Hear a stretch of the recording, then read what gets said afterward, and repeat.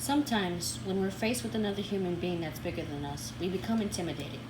If you were never raised around conflict like I was, the slightest disrespects could be misunderstood. I guess that's what you could say happened to me when I first met him. His name was Zach. I met him one night at my waitress job. He was celebrating with his coworkers, and I had the lovely pleasure of waiting his table. He was the cutest of the bunch. Dark, updo hair, light brown eyes, freckles along his face, and he stood at about 5'8".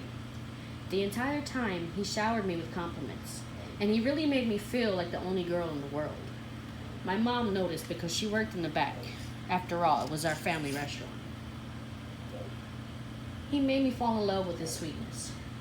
I remember it like it was yesterday.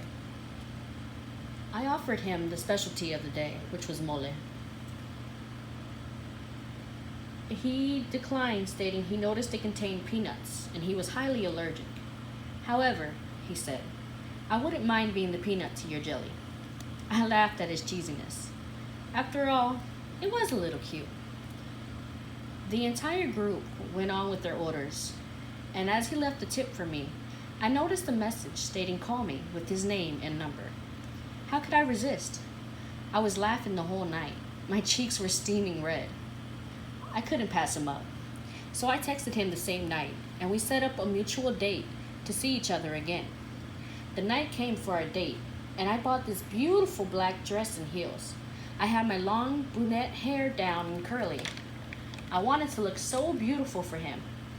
8 o'clock rolled around in a snap. He pulled up, knocked on my door.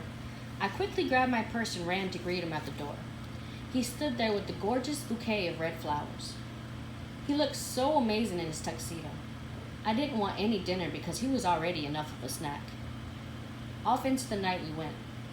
We arrived at a gorgeous restaurant, and both had steak and shrimp, baked potato, and broccoli. I was in heaven. We talked all night. It seemed like we were there for hours. He was the perfect man. I really think I found the one. We enjoyed dinner and left. He had to put gas, so we stopped at a convenience store. He got gas, and I bought my favorite candy, Reese's peanut butter cups. I quickly snacked on them in the store and took off. I returned to the car with my date, and we drove off into the night. That's when things started to change. He started saying stuff to me about continuing to have fun. I thought you were taking me home. It's too late for any more fun, I said. He kept saying the night was young and argued with me. He was doing 60 and a 30 and drove right past my house. What are you doing? Slow the hell down, I yelled. He drove me into the middle of nowhere and forced me out of his car. Stop! What are you doing? I kept yelling, but it fell on deaf ears. I fought back as he tossed me on the floor. He began to strike me and climbed on top of me.